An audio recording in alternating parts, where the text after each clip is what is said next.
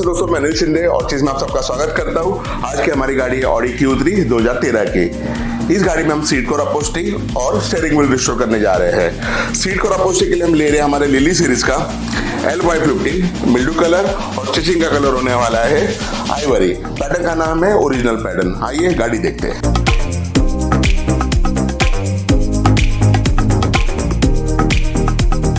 आप यहाँ पर ऑडी Q3 देख सकते हो।